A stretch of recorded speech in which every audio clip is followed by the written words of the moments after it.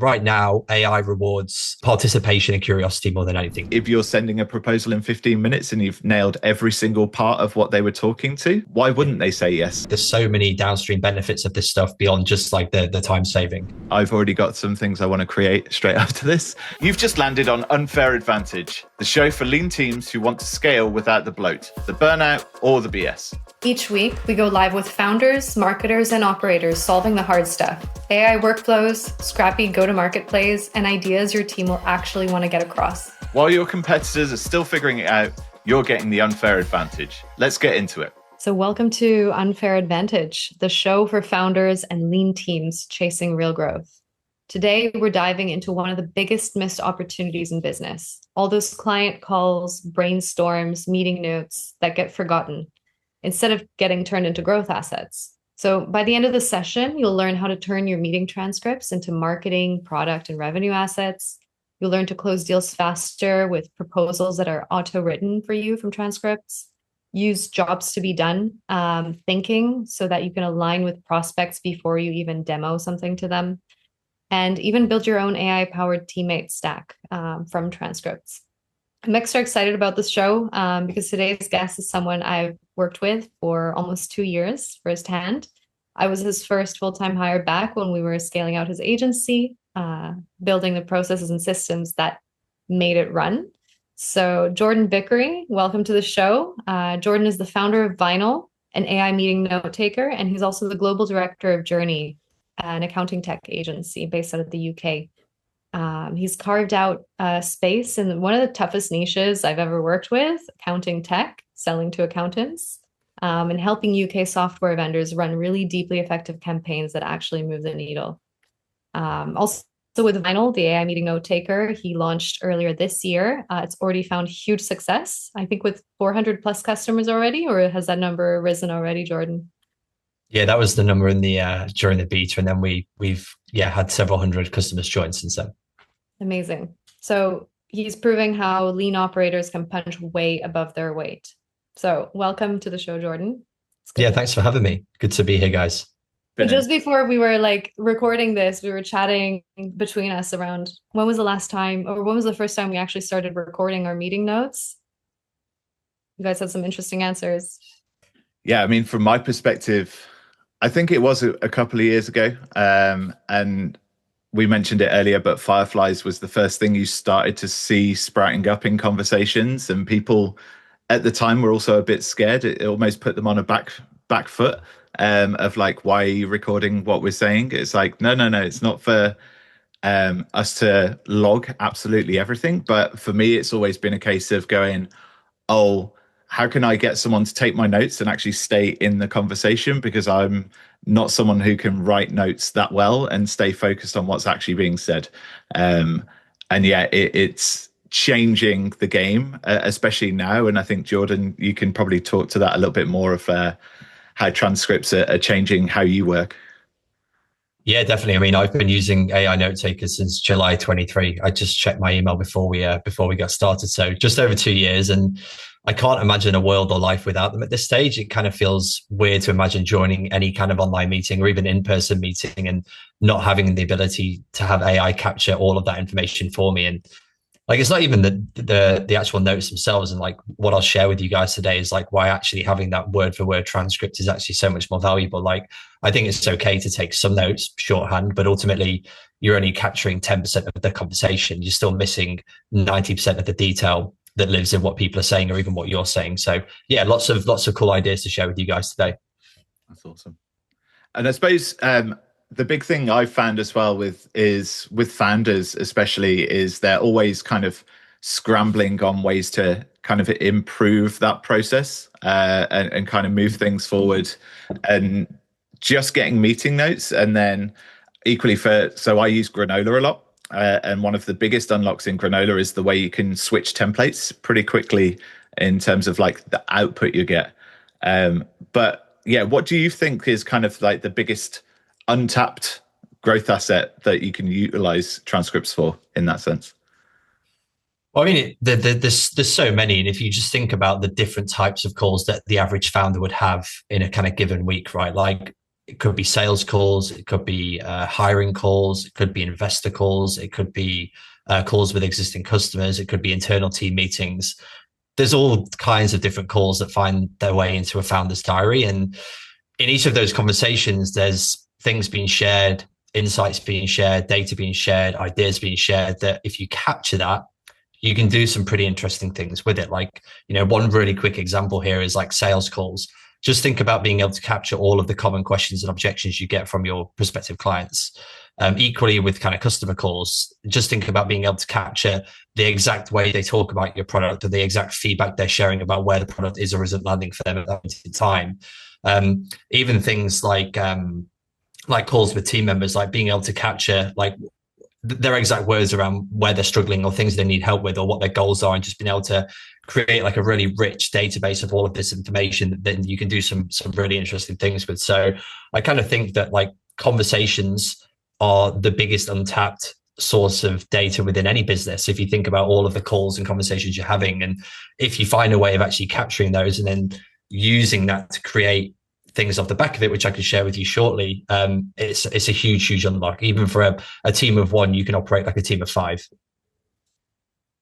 Absolutely. And actually thinking about this, in the past, they would have to run these control group like recording sessions, where they'd invite 10 people into a physical room to just listen in on how they were talking about a product. But we're talking about big brands with huge marketing budgets, like Kit Kat or Coca-Cola and things like this. And now we all have the ability to listen in on our customers in many different ways. And I think meeting notes is just one of those ways. Yeah, the great thing about it is that this requires zero change in process. Like, you do not have to start doing anything outside of what you're already doing. You're already turning up to meetings. All you need to do is start recording them. And then you just start building this entire context database of information that you can do incredible things with. And you don't need to start doing something different or running the meetings any different. You just need to start recording them. Yeah. Just touching on that point of like these big workshops that we used to have to do. I remember specifically setting up user experience workshops where we had a person in a room, an interviewer, a camera on the person and the device, and then we'd send that link to another room, and there was a group of 5 people watching it, taking notes. And we'd quite often invite engineers into that, because getting engineers to actually see how people are physically using them, make them go, oh, why are they doing it that way? And it kind of changes their mindset. But that unlock of being able to take the transcripts and just reutilize them for everyone in a way that they can also play them back is just huge. I think it's such a process optimization, right, in how we can work. Yep, definitely. Totally. So with all these meeting notes being captured, I think maybe I want to ask you, Jordan, where do you keep them all, and how do you store them? Where do you capture them? It kind of depends on a few things, really. So first of all, it depends what note taker you're using and whether or not that's vertically specific for your industry. So like, my recommendation would be, whoever's listening to this, the first thing you want to do is actually find an AI note taker, but you want to try and find one that's been built for your industry. So, if you work in sales, there's some great sales specific ones. If you work in healthcare, there's some great healthcare ones. Same for financial services. Same for accounting, because we're building one called Vinyl. So you kind of want to look there first. And the reason I say that is because the whole premise of these vertical note takers is that they're building a very specific context around storing your meeting transcripts and helping you to do some really interesting things with them that are relevant to your business that might not be relevant to other industries. Outside of that, then I would be looking to upload transcripts into things like ChatGPT and Claude. Obviously, you need to make sure that you're using a version where the data isn't being used to train the model. So ChatGPT Teams Plan and above. But you can create things like projects where you can upload transcripts and then use that as a bit of a memory base for some things you want to do. You can build custom GPTs around certain transcripts. And I've got some examples of that I could share with you later for things like creating founder-led LinkedIn content. So yeah, there's a number of places that you can upload it and use it. It kind of just comes back to what your specific use case is and what type of business you are. In terms of taking that kind of a step further, of once you've figured out where to put it and how to communicate with it, like, how do you look at that from being a business owner, of like what you want to try and optimize first, I suppose, is, let's say it's a founder just beginning this, or even an agency, right, trying to optimize how their teams work together. What are you looking at as a first step to utilizing that and making a better process? I guess it's no different to how you would approach like implementing new systems and processes anyway. It's like, let's start with the biggest pain or the thing that's giving us the most friction, or potentially where the biggest opportunity is for us. Like, if it's a founder building a brand new product and most of their day is spent interviewing prospective customers, then it kind of makes sense that they start by building a workflow or some kind of GPT around transcripts from those kind of customer conversations. If you've got a founder who is kind of going through a sales motion and demoing to prospects and looking to get some quick feedback, then it kind of makes sense that they build a workflow around taking those sales transcripts and doing some interesting things with them. So it kind of comes back to like, what is the biggest pain right now, and what are the things that we're trying to solve for, and building a process around that. And I genuinely believe that for most workflows and processes, transcripts do have a place in them. Yeah, that's cool. Even for internal teams, like working in the past at an agency, if you have back-to-back client meetings, but you know that you have some tasks to do later and you are using some tool like Asana or ClickUp or whatever, you just like take this transcript link and make it live in the relevant place so future you can easily retrieve that and find it and remember it and use it. So yeah.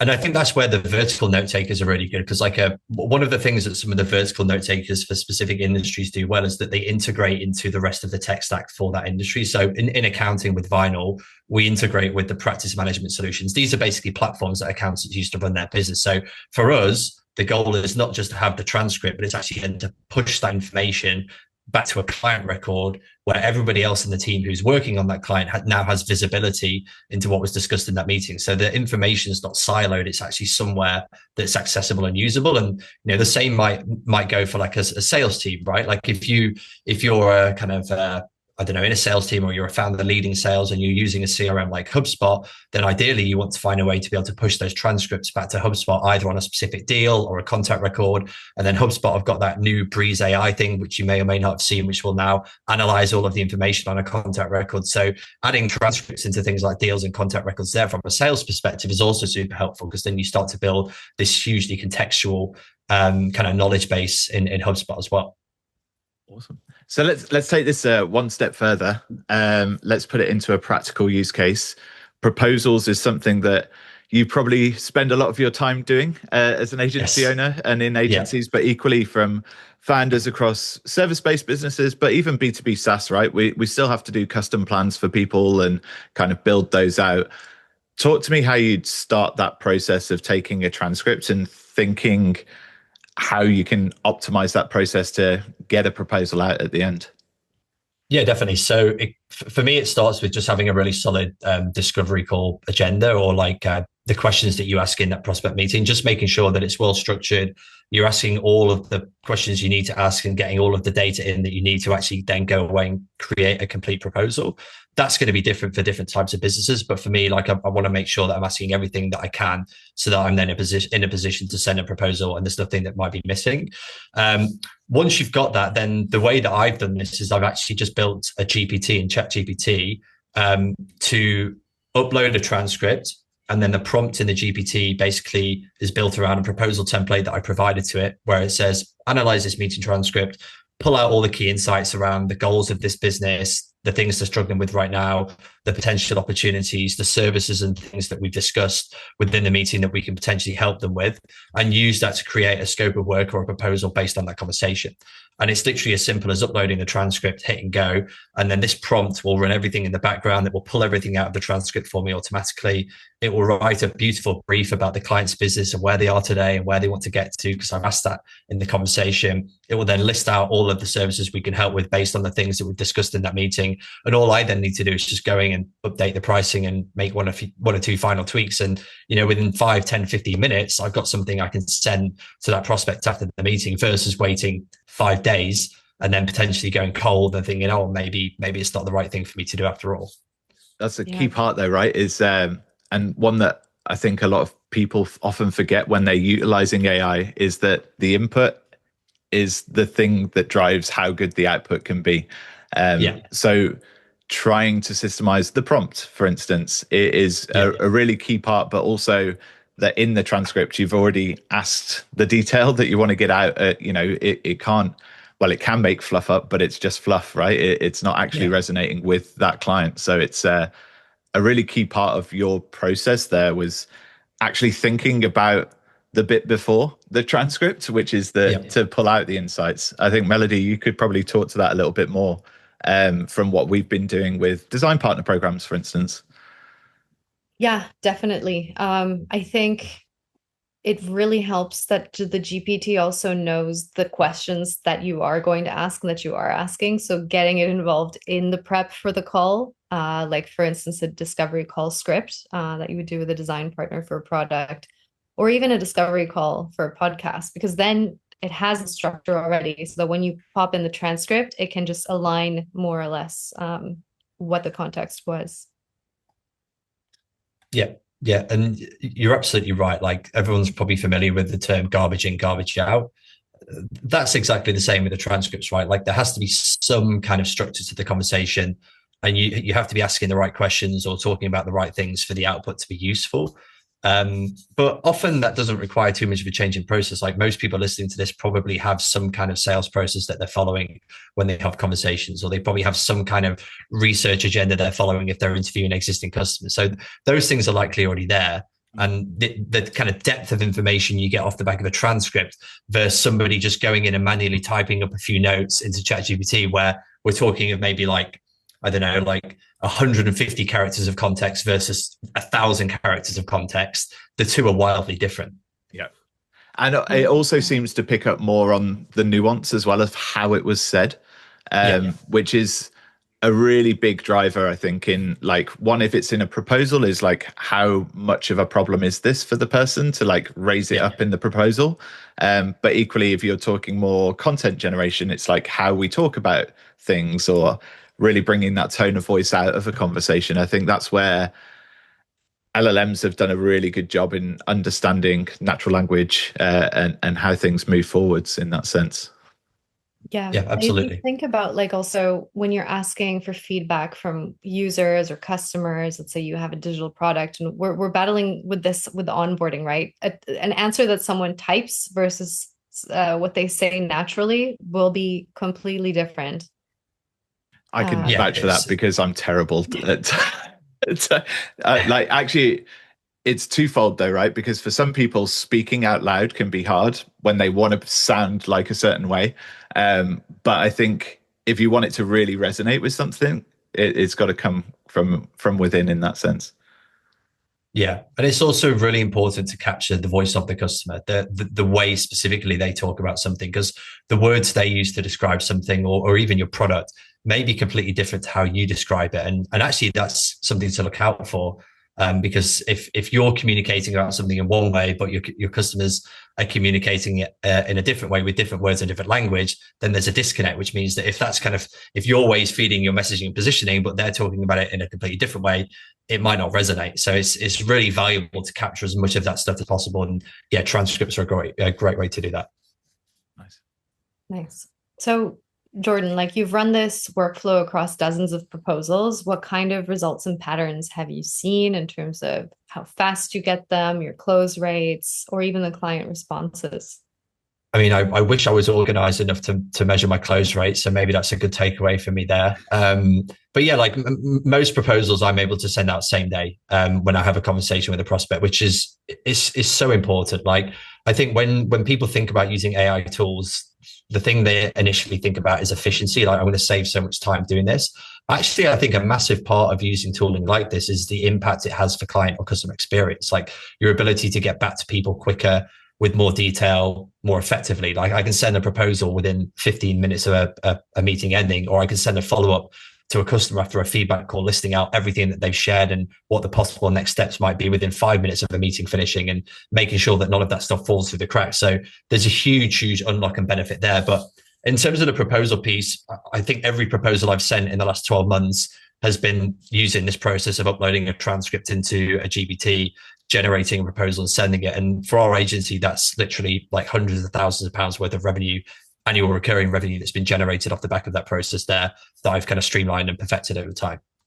That's huge. 100%.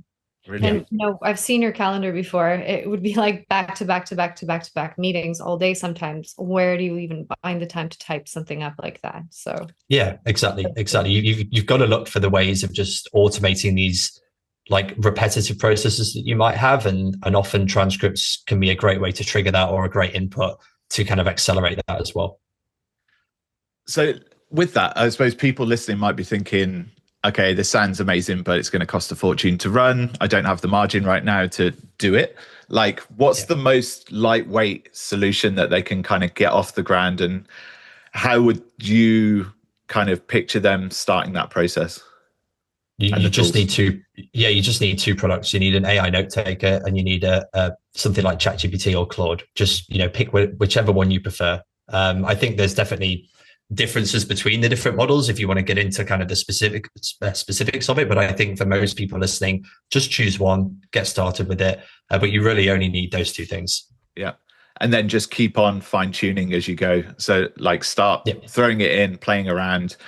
I find equally when you're trying to, people don't often use these custom prompts, right? It's something that is a bit more of a involved way of creating GPTs and stuff like that. But a really good starter for people is just actually ask your LLM to make a prompt for you. Describe your process, what you're doing and what you're expecting to get out, and say, hey, can you create a system prompt for me that I can load into a GPT?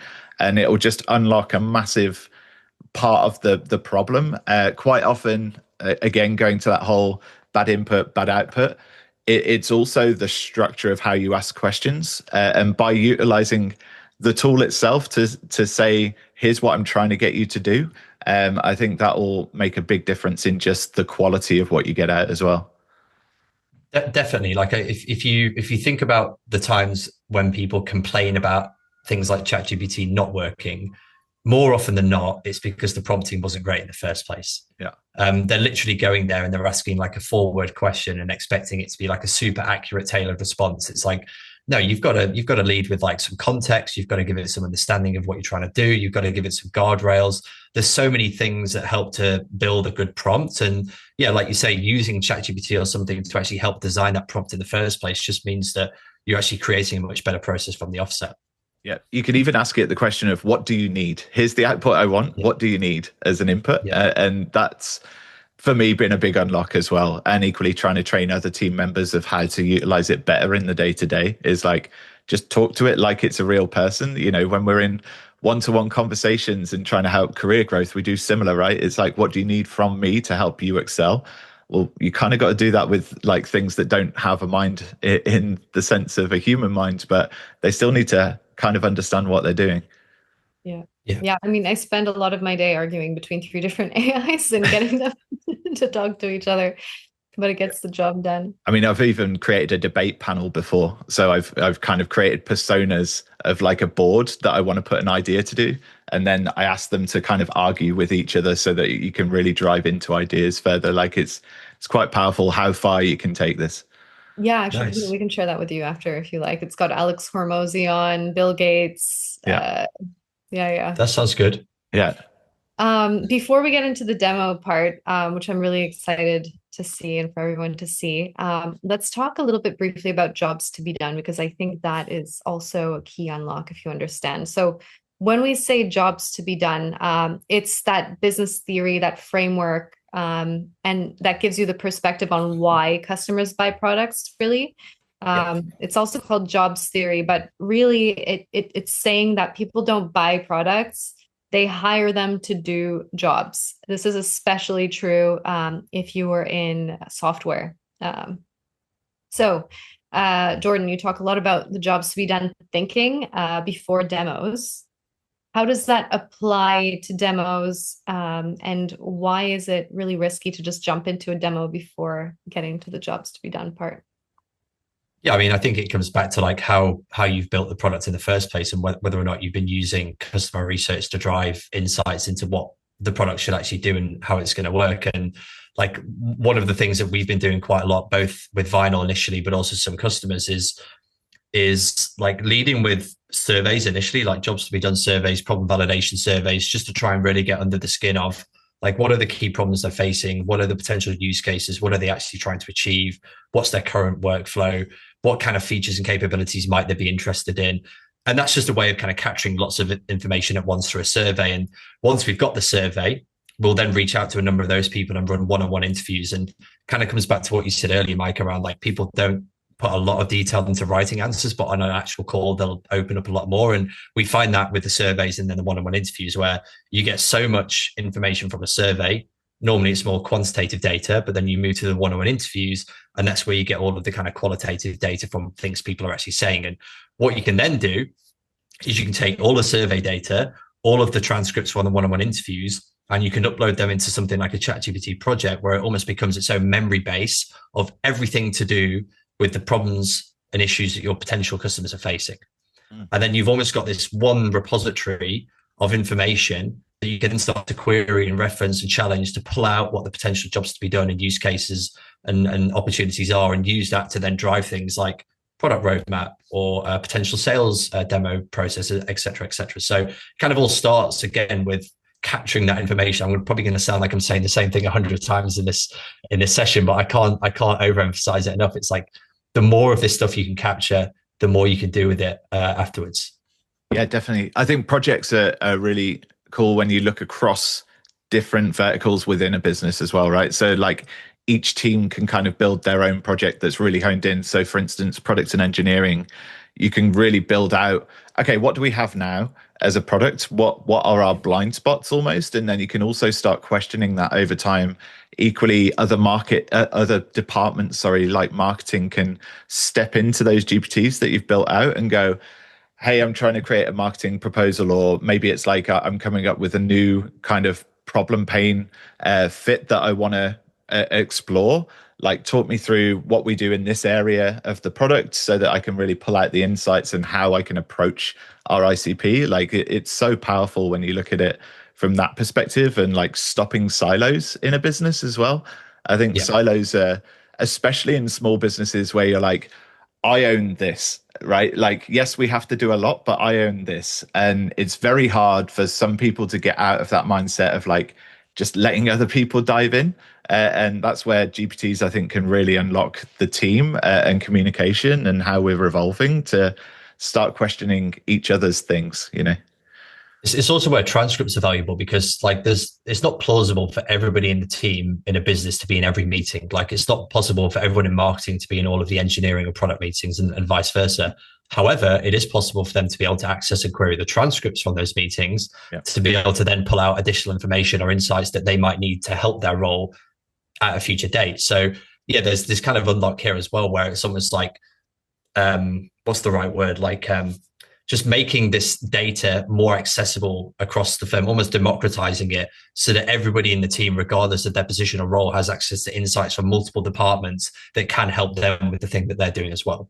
Yeah, definitely. I mean, for me, a big unlock is like, I can go into sales calls as a product leader and go, hey, like, what were the biggest pain points of just converting them? And like, we can really dial into those things. Or maybe it's not even pain points. It's more like user experience flows where they kind of got stuck. It's like pulling out those insights in demo calls and all of that just helps you evolve the product so much more and really hit your ICP kind of in the face, right? That's like ultimately what you want to do, is that they have that wow moment when they're working with you, that you can, like, if you're sending a proposal in 15 minutes and you've nailed every single part of what they were talking to, why wouldn't they say yes? It's almost like a no-brainer in that sense. Yeah, exactly.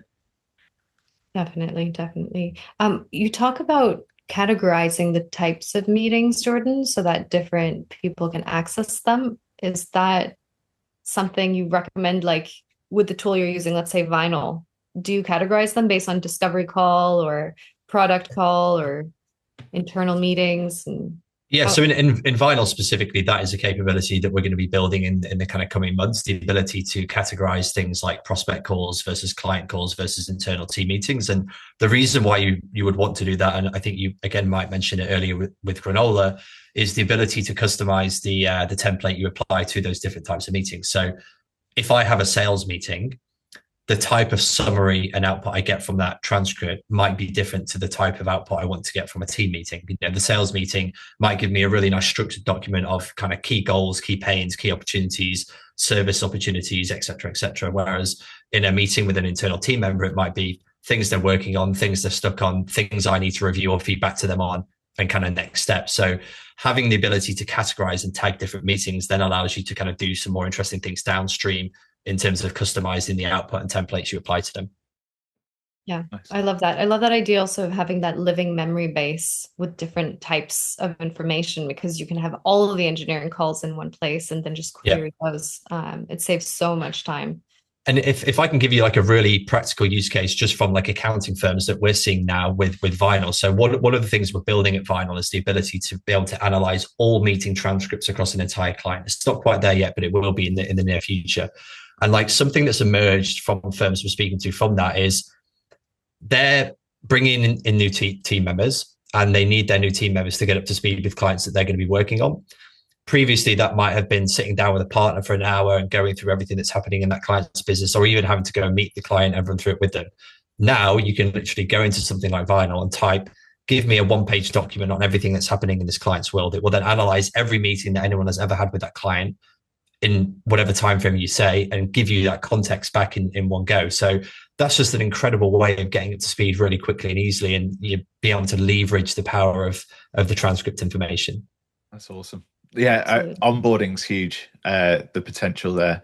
And kind of how do you like make sure that when you're using these things that they don't kind of just die where they sit, right? One time use, yeah, loads of value, but how do you keep them going up to date? What's your process there? Yeah, I mean, you have to keep, if it's things like a project or a custom GPT, then you have to make sure you're continually feeding it with more and more information. So if you're regularly having client meetings, like I can see there's a couple of guys from the Journey team listening in here, I know that they are actively updating our projects and GPTs every time we have a meeting with a client. Or for example, if we have a GPT, which is almost like a content generator for a client, we're uploading things like webinar recordings, podcast recordings, anything that's just going to help to add and enrich the overall knowledge that lives there. So it's more around just building that into process and making it a bit of muscle memory so that you're constantly thinking, I've just had a meeting. What can I do with this transcript? Where does it need to go? And often if you're using like a vertical tool built for your industry, it's going to do a bit of that heavy lifting for you. But if you're not, and you're just using something more generic like a Fireflies or a Fathom, then just figure out like, what can you use these transcripts for? Like sales calls are a great one. Team meetings are a great one. Customer calls are a great one. And maybe just start there. Nice.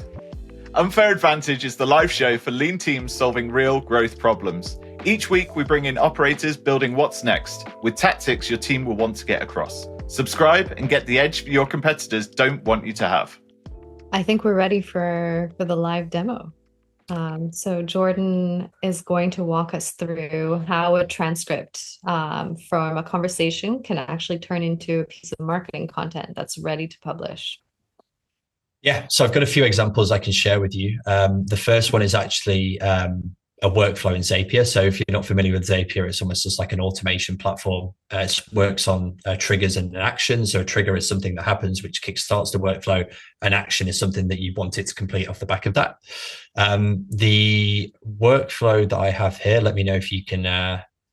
Yeah, we've got it. See this? Cool. This is basically a workflow for taking a transcript from a podcast episode and using that to then generate content for LinkedIn, a blog post, and YouTube. So in this instance, we're pulling transcripts from the podcasting platform we use, which is Riverside. The only reason I've not got Riverside here as the triggers because they don't have a Zapier integration or an open API, in which case that would be the kind of kickstart of this workflow. But instead, we've just got a simple trigger, which is we email the transcript to an email address. So we copy paste it, send an email with the transcript in, and that kickstarts this workflow. What it's then going to do is it's going to generate 3 LinkedIn posts to promote that specific podcast episode. So you can see here, we've got a really well built out prompt saying, this is the role and objective. These are the instructions. This is exactly what we want the post to look like and to consist of. This is how we want you to think about quoting. These are the different reasoning steps that we want you to go through. And then this is the output that we want to be returned. So kind of coming back to the point we made earlier about like the quality of prompting, like making sure that you're actually writing super detailed prompts that mean that the output you get is going to be as close to perfect as you can get it. Obviously, it's never going to be 100% perfect. There's still going to need to be that human in the loop review point, which is where we have these Asana tasks that are created here at the bottom. But this just does a huge amount of heavy lifting. So it generates the LinkedIn posts, generates the blog post for us, generates the SEO optimized YouTube title and descriptions here based off the episode as well. And this all happens within seconds. So, you finish recording the podcast, you copy paste the transcript into an email, you hit send, and literally within a minute, you've got all of these tasks in Asana with LinkedIn posts, blog posts, and YouTube title and descriptions ready to review. And then again, within 30 minutes, that podcast episode could be live and it could be out there in the world and starting to get traction. So these things don't need to take time. When you can actually leverage a transcript as an input, this can streamline the process considerably. So that's like one really nice, quick example. And it's a good way to think about how to use things like transcripts and AI actions in a workflow. Another one that I can show you is for like founder-led LinkedIn content. So most founders these days are trying to grow their personal brand on LinkedIn, but often the challenge is that you're busy, you don't really know what to write about, you hate writing or you get stuck writing. And using transcripts is another great way of actually driving that content. So what I've got here is a custom GPT that I built, and I can show you a bit of how it's been built in the back end, which is basically to help me write LinkedIn posts. So I've kind of got my prompting here. And again, it's really nicely built out prompt saying this is what you need to do. And this is the context of what you need to be writing about. Here's an output. But then what the input is, what the memory is for this GPT in terms of what it's referencing is this text document here. And this is basically a transcript where I spent an hour just recording myself answering about 20 different questions. So these are almost questions about my point of view in the market, things that I think our ideal customers are struggling with, opportunities that I think our ideal customers could explore, my hot takes, hills that I'm willing to die on, all of these types of things that will help to elicit a certain type of answer. And I literally just sat there and recorded myself talking through these different answers. It took this probably less than an hour. Got the transcript document, uploaded it here. I've got the prompting. And what this now means is that if I want to write a LinkedIn post about a specific topic, I can just come in here and I can use this as a really nice, easy way of just kind of getting started and getting a rough first draft with something that I can use. So if I give you a quick example here, and hopefully it's going to work for me, because most of the time when you do live demos, these types of things decide not to work. I could come in here and say, write a post about why accounting tech vendors struggle with events. And I say struggle with events because this is a challenge that I talk about all the time. It's something that I spoke about in the transcript. It's an opportunity that they're facing. I can then hit go, and it's now going to reference that knowledge base, and it's going to write a post in my words, in my style, but with that kind of context of what I know to be true in the market versus just kind of making some stuff up. So people that know me and have heard me speak about this stuff before, this is literally like word for word what I would say. It's quite scary how accurate it is, actually. So yeah, this is a really, really nice example there of using like a custom GPT plus a transcript to create a founder-led content engine. And then I guess another nice example would just be analyzing feedback calls from customers. So right now we're speaking to customers in Vinyl to kind of get the feedback on where the product is or isn't working. Again, I built a custom GPT that I can upload all of my transcripts to.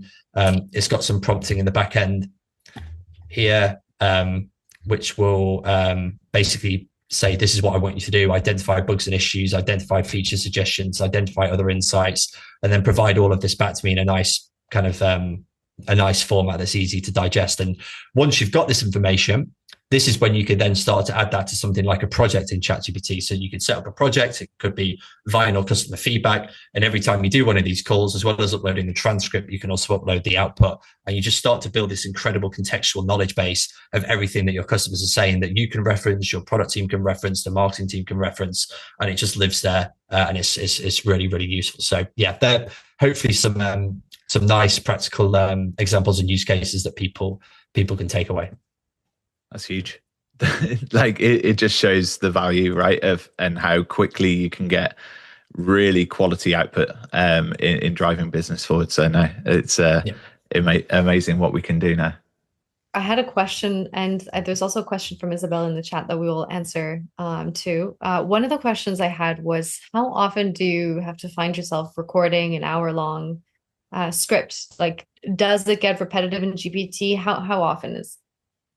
I think it's helpful to refresh it, like maybe revisit it once a month. I think there's always a concern about repetition. Like people are concerned about saying the same thing over and over again. I think you have to be careful not to come across too samey on platforms like LinkedIn, but ultimately, most founders have one or two key messages that they're trying to hammer home. Like you don't want to be the person that's got like 20 things you're trying to say, because ultimately none of them are going to resonate. So I think having a clear point of view of what you want to get across the market and banging that drum continually is absolutely fine. Like that's what most good brands do very successfully. They just keep hitting the same message over and over again until it resonates. The reality is that not everybody's reading every single LinkedIn post you put out there. So you don't need to worry too much about being repetitive. But yeah, like once a month, record some new content, upload it, refresh it, see what comes through. Most of the time when I do that, my perspective is still the same. There might be some additional insights that I'm feeding in there based on current things that are happening in the market. But yeah, I think it's still helpful to keep it up to date. Absolutely. And do you ever find that while you're doing that, some of the tooling maybe gets forgetful, or maybe starts doing a bit more of a, where you have to kind of almost reset the tool? So let's say you've got a custom GPT that's been running for a while and building up this context. Do you ever find that like you need a reset point almost? So, sometimes I definitely experienced that more, I'd say 6 months ago plus, where I think that a lot of the LLMs were developing so fast that they were almost like breaking a bit as they developed, and they kind of couldn't keep up with the pace of change. Like I was finding that I was encountering more issues then, but it feels like it's definitely normalized a bit more now. Like I'm not getting too many issues where I have to reset or kind of start again. But I think it's still helpful to just keep an eye on it and just, figure out new ways of optimizing the prompting or the inputs that you're giving it. Like it's not a one and done process. Like you've got to have this continuous loop of how do I improve the input that I'm putting in, but also how do I improve the prompt that I'm getting? Because one of the mistakes that I've observed is when people use just like prompting and LLMs, they focus too much on editing the output and not editing the actual prompt or the input itself. And what that means is that they're constantly spending time editing because they're not actually spending time fixing the thing that's leading to the edits in the first place. Yeah. So like a really simple thing to do there is just like revisit the prompt. Like if one of the edits you're making every time, and I'll just pick something really trivial, is removing M dashes from your content or removing bullet points from your content, instead of spending 2 minutes doing that every time, just go back and add it into the prompt. Yeah. Or if you find yourself picking out Americanized spelling, just go back and add that into the prompt. Like it's kind of this almost like systems thinking of like, how do we just keep updating the system so that we get better outputs going forwards? And then I guess the other part of that is that the models are continuously changing and updating as well. And, I realized a few months ago, I was using the O3 model in ChatGPT quite a lot. That's one of the reasoning models. And that was what I was using for a lot of the analysis work on transcripts. And then ChatGPT 5 came out. And at the time, their thinking model was shit. It was awful. Yeah. I was like, I want O3 back immediately, otherwise I'm canceling my subscription. And yeah, I think over time it's got better, but you've got to keep an eye on how these things are changing because it can impact the output as well. Yeah, definitely. I was similar when ChatGPT 5 came. I was like, where's the model selection button gone? I need it back. Yeah. Well, it's still, if you had a custom GPT, you could still access the legacy models there. Yeah. I suppose it's also a point though, right? Of there's a level of doing this. And sometimes if you like founders might not have enough time to kind of get into the weeds and constantly be retraining. But there are tool sets out there that do deliver on that, right? It's kind of what we're trying to develop as well with what we're doing at SBGo of a thought leadership piece where we try to stay on top of that so that people don't have to worry about keeping it up to date, keeping it fresh, making sure that it's not hallucinating. So there are options, obviously budget restrained in that sense, and time is also one of the big thoughts there. But it's definitely just to give people, don't get scared by the detail you can get into. You can still get a long way with very little. And it might just mean that, you are having to edit a little bit more if you're not willing to put in the time and effort to evolve that. Or you can pay a premium and get it out of the box as well. I think that's why choosing a vertical product makes a lot of sense, right? Or at least a product for a very specific use case that can help you with this stuff. Like what I'm showing there with the custom GPTs and the Zapier, that should be just because I haven't found a product that can do that for me well enough yet. So I've almost built my own version of it, a lightweight version that I can use. Whereas like with Vinyl, for example, we don't expect accounting firms to become prompt engineers. We don't expect accountants or bookkeepers to be building custom GPTs and Zapier workflows to be able to pull out insights from their client conversations and do all these things. That's what we're doing in our product for them. So, exactly to your point, like products will do a lot of this heavy lifting for you and, retrain the prompts, re-engineer how the outputs appear so that you get a better output. But if they don't exist for your use case or the vertical that you're in, then just experiment and play around. Like I feel like right now AI rewards participation and curiosity more than anything. You just got to be willing to take part and give it a go. Yeah, 100%. I think we should go to Isabella's question because it's actually quite a good one. So from Isabella, we do most of the outreach. So the first call is mainly us trying to pitch, know if they'd be interested. It happens less that they're reaching out to us. So asking about pains could be a bit strange. What type of questions would you ask in the first calls where the outreach comes from the person trying to sell? I guess my question there is, what are you selling? Because I maybe need a bit more context there to give you a full answer. But like, I've never really done a sales conversation where I've not spent some time from going through a discovery process of trying to understand the pains that person's trying to face. Because I'm essentially looking for some level of intent. Like, are they experiencing a pain big enough to want to buy the solution I'm trying to sell them? If they're not, then I'm kind of wasting my time, even speaking to them. So I guess like typical questions are just around like, where are you today with this thing? Like, I don't know, like I'll use my agency as an example, right? Like I'm pitching to account tech vendors that are looking to grow. So typically I'm opening the conversation. I'm asking about where they are today. Like, tell me about the current reality. How well are you growing? Are you doing well from like leads and trials? How many are you getting each month? Is it less or more than what you need? What are your goals 12 months from now? What are the challenges you're facing in terms of accelerating growth? Like, are you under-resourced? Do you not have enough budget? Are you struggling to actually stay on top of the things you need to do? Do you just not have any idea what you need to do? Asking all of these kind of discovery-based questions, and from there, I can almost like tailor what I can do and say to them to help them. So, yeah, maybe if you can share a bit more, Isabella, in terms of the what you're trying to sell, I can hopefully answer that better. Yeah, I think just to add on that, I think actually making pains almost the first thing you touch on any sales call is actually really pivotal for you in helping achieve the sale, because in theory, what you should start to build out is like a pain solution matrix of like, here's the pain I've discovered and how I can take the conversation there. So you're almost trying to pull out the pains, and you can put it into simple things like Jordan's just said around business context, right? It's like, hey, like, even though we outreach to you, I want to learn more about you and how you're working, what you're doing, and what you're really trying to achieve. And that will help you just start picking apart. Isabella just responded, we create environmental rewards within games that boost KPIs like engagement and monetization. So when players reach a level, it's equal to planting a tree or restoring a piece of coral reef. It's a B2B to C model. I mean, it sounds amazing. That sounds insane. Yeah. That's awesome.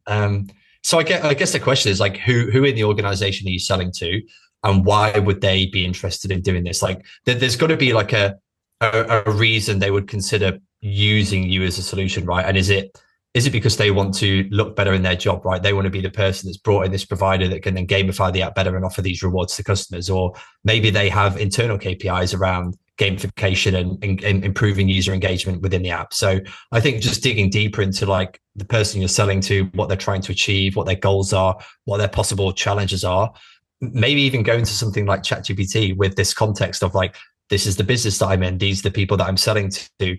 I want to improve my sales process. What kind of questions could I ask up front to validate the types of pains that they might be facing? That could be a nice way of starting this as well. Yeah. I mean, it might also be looking at like the media play they can run off the back of this, right? I think anything environmental right now, especially in corporate business, it's like all about the PR points they can get as well. So like you can kind of lean into some of those tricks. But I think, yeah, what Jordan said is probably the best. Just chat to a GPT and go, hey, like, what do you think? Make sure you've got deep thinking on, so it can go off crawl the internet of like people who are already putting stuff out. I think that's one thing that will give you a lot of context. And then what I'd also do is off the back of it, feed what it's output back in and ask it to like try and barter almost with all of the comments that have gone, to either disprove them or come up with new ways of solving the same issue, because you'll start to see where it favors how you've put something forward. So like try to always like run it back through and kind of question itself, and you'll just get a better output as well. And just to add to that, because those are all amazing points, but you want it to also exist in the context of your business and your unique value proposition. So to feed the GPT also your company's exact solutions, benefits, ROIs, all of that stuff, so that the questions you're asking are leading to your solution. So you're asking the right leading questions to identify the right kind of problems that they may be having, and getting them to start talking about those problems when you are the natural solution to them. I can share a really nice tool for this, by the way, that I came across a few months ago. In fact, it might have been you that shared it with me, Melody, called Gobblebot. Have you seen that? Yeah. I can share it on the screen quickly, but basically Gobblebot is this website where you can upload your website URL and it will then rip off all of the content on there. So like the way that I use this is, if we have a client, for example, we put the website into Gobblebot, it generates a text file with all of the copy and content on the website. So the product, the customers, about the team, positioning it, etc. And then you could upload that text file to something like a custom GPT, and it almost acts as a bit of a transcript, right? Because it's just this huge contextual source of information. And then you can use that for things like creating content or informing about who the company is and what they do. So yeah, there's lots of different tools and things out there to help with this. And that, I mean, I'd also feed that back to Isabella of how you can improve that sales pitch, right? Is like, if you have that Gobblebot, feed it into ChatGPT first. It'll even give you like questions to lean into first, off the back of what they already put in their site and how you can kind of relate to them as a business. So there's kind of a lot to do there. I mean, I think we've uncovered some amazing stuff in this. Yeah, you've kind of built loads of custom GPTs for product feedback, friction, even content. Can you maybe show us how to create different AI teammates for different use cases? So like when you're looking at that bit where we're trying to go across the way, do you bring in your different departments into those conversations when you're building out GPTs, or do you try and approach that upfront yourself to then put stuff towards them, so making things relevant for different teams? Well, the way I think about AI teammates is that every little GPT or automation I build is a teammate. It's almost like they are that teammate that's now responsible for doing that thing. So like if you have a project which is for customer research, that's almost like your junior product manager. Like that is the AI teammate role that they're assuming, right? Where you're uploading all of the transcript information from those customer research calls. Their entire job and what they're responsible for is just analyzing those transcripts in those meetings, pulling out jobs to be done and use cases, and helping you to think through things like messaging and positioning. So that's how I think about AI teammates and how all of this fits together. Nice. In terms of like GPT as a use case, projects versus chats, what do you find chats are better at doing, and what do you find projects are better at doing, Jordan? So I can only talk through my experience, but I find projects to be helpful when you're going to have a number of chats that may want to reference the same memory. So like if you're not familiar with ChatGPT projects, a project is, think of it like a folder. And within the folder, you can upload a number of files that almost become its knowledge base, like almost a bit of like a memory that it can reference. So it could be like meeting transcripts, it could be survey data, it could be anything. And then there's a setting you can choose, which is this project is isolated on its own. So it literally lives in its own bubble and does nothing, or this project can exist and reference other chats and other things that have happened in your account. And most of the time, if I'm using a project, I want it to live in isolation because I've got a very specific use case that I'm using it for. So it might be that we have one project per client and I just want to upload as much information about that client into the project. And then what that means is that anytime you want to do something for that client or that specific use case, and you create a new chat, it's referencing a very specific memory set. It's not just going out there and pulling in any information. It's almost referencing some very tailored information to help it deliver a much more tailored response. So like one example would be if we do a research project for a client to help them validate the product that they're building, we would upload survey data to a project. We would upload all the one-on-one interview transcripts to the project. And then if we want to start thinking through things like messaging and positioning, we create a new chat within that project. And it's just got this rich memory base to then help us think through some options of what that could look like and what it could be. Whereas if you just use a normal chat, you don't quite have as focused response. So like if I'm using ChatGPT for everyday use or one-off tasks or things that are a bit more ad hoc, then I'll just create a new chat. But if I'm using something that's part of a specific project or a client or a specific kind of job or team, then I tend to do that within a project. Yeah. And how do you see the custom GPTs fitting in? Because that is literally a chat window of its own that you're training outside of projects. Yeah, for me, a custom GPT is where I just have a very repetitive thing that I want to do continuously, where it's almost like, here's the input and here's the exact output that I want to get from it. So like the founder-led LinkedIn content is a good one. Pulling out the insights from like a research call would be one. It depends on what those kind of repetitive processes or things that you want to solve are within the business, and then just building that kind of custom GPT around it that you can reference every single time. Nice. Amazing. So it is some initial research and background work to do, but after the gains on time are just infinitely fast.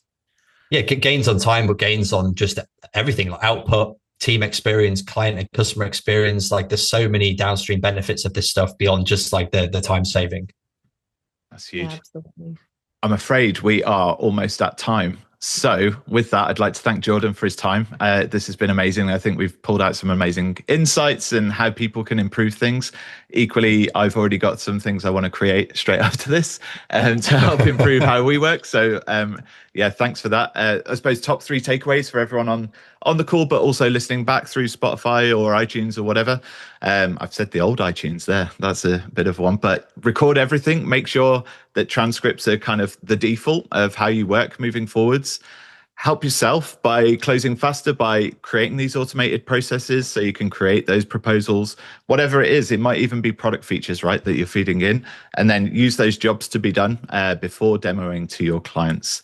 And then how you can take that in the future is, like we've been speaking about, is AI teammates. How can we do this in a way that enriches all of our business in the future?